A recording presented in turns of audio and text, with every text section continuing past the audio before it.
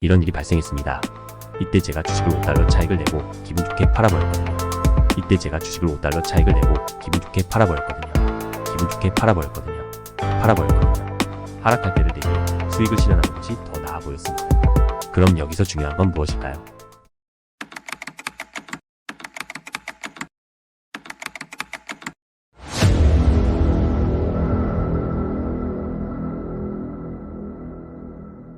오늘 여러분에게 투자에 대한 관점을 조금 더 알려드리고 싶습니다.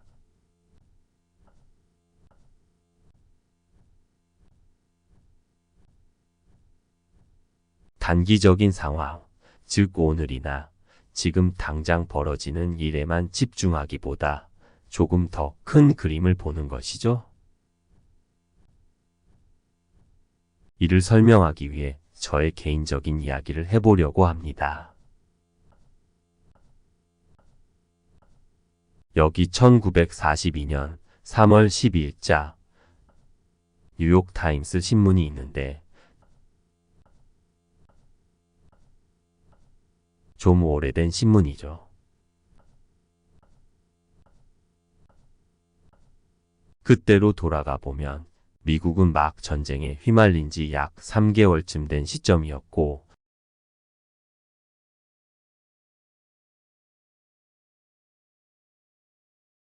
그 당시 전황은 우리가 밀리고 있었습니다.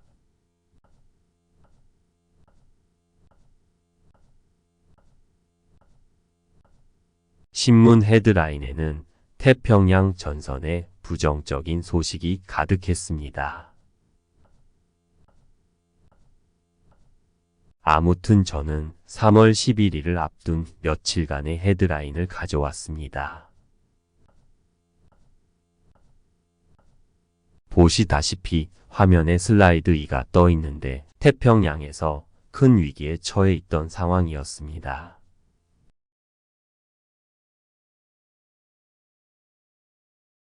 몇 달 후면 필리핀이 함락될 상황이었고 매일 나쁜 소식이 이어졌습니다. 3월 9일로 가서 3번 슬라이드를 보겠습니다. 헤드라인을 읽으실 수 있을 거예요. 그 당시 신문 가격은 3센트였습니다. 다음으로 3월 10일의 슬라이드를 보겠습니다. 제가 사용하는 슬라이드 기술을 잘 보여드리고 싶네요. 3월 10일에도 역시 안 좋은 소식이 있었고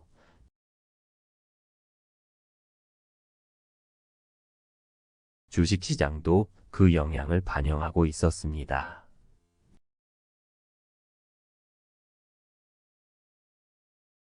저는 시티서비스 우선주라는 주식을 보고 있었는데 이 주식은 전년도에는 84달러에서 거래되었고 그 1년 전에는 55달러였는데 올해 1월 초에는 40달러로 떨어졌습니다. 그날 밤 저는 이런 헤드라인에도 불구하고 아버지께 내일 시티서비스 우선주를 3주 사주시면 좋겠습니다. 라고 말씀드렸습니다. 그게 제가 가진 전부였거든요. 지난 5년 동안 모은 돈이었어요. 다음날 아침 아버지는 3주를 사주셨고 그 이후 어떤 일이 일어났는지는 슬라이드를 통해 보시죠. 시작이 좋지는 않았습니다. 다우 존스 산업 평균 지수가 하락하며 100 밑으로 내려갔습니다. 그날 지수가 2.28 하락했는데 이는 현재로 치면 약 500포인트 정도 하락한 수준입니다. 저는 학교에서 시장이 어떤 상황인지 궁금해했죠. 뉴욕타임스는 다우 존스 지수를 모든 평균치 아래로 기록해 놓았습니다. 그날 저의 세주는 38.25달러로 최고가의 매수 체결되었지만 결국 장 막판에는 37달러로 떨어졌습니다.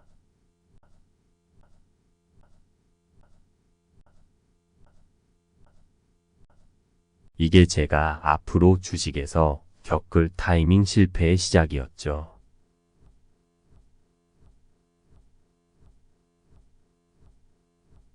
하지만 전쟁이 계속해서 안 좋은 상황으로 가는 중에도 이 주식은 상승했습니다.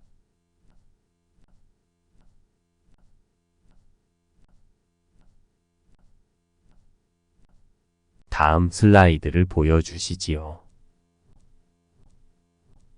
제가 38.25달러에 샀던 이 주식은 이후 200달러 이상으로 올랐습니다.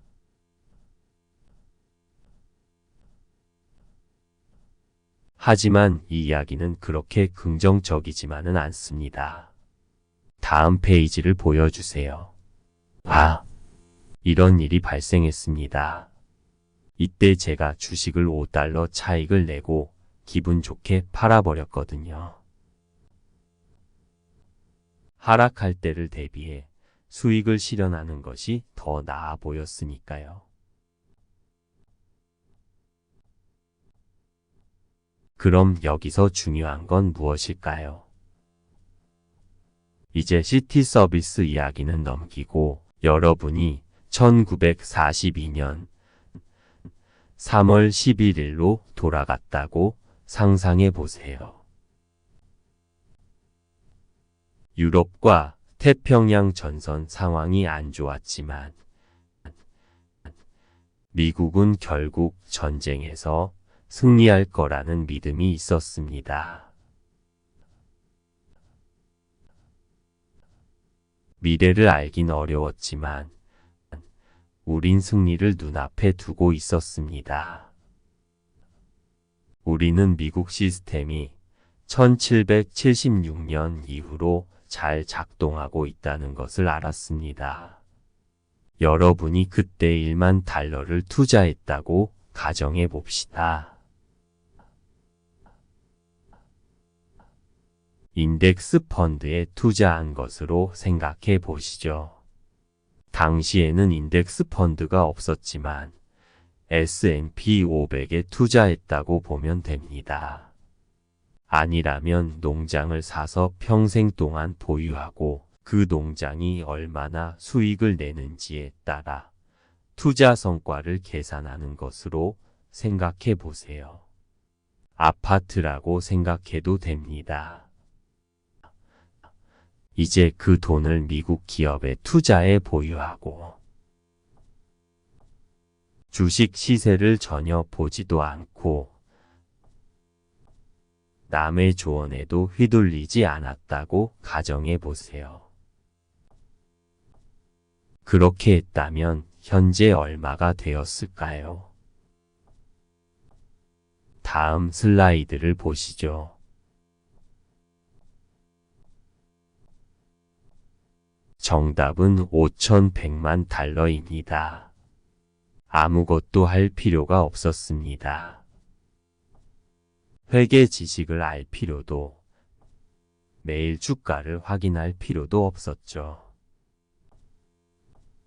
학교 끝나고 집에 올 때마다 3.75달러 손해를 봤다고 고민할 필요도 없었습니다. 그냥 시간이 지나면서 미국이 잘 될 거라 믿었으면 되는 일이었습니다.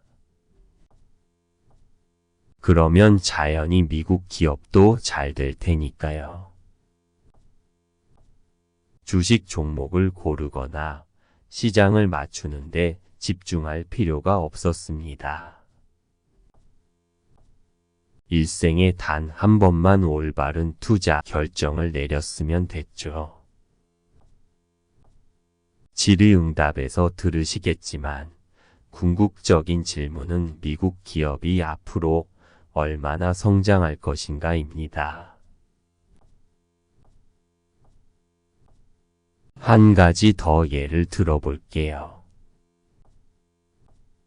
만약 그때 1만 달러로 금을 샀다면 어땠을까요? 그때는 금 300온스를 살 수 있었겠죠. 그리고 그 금을 안전금고에 넣어 두었다고 해봅시다.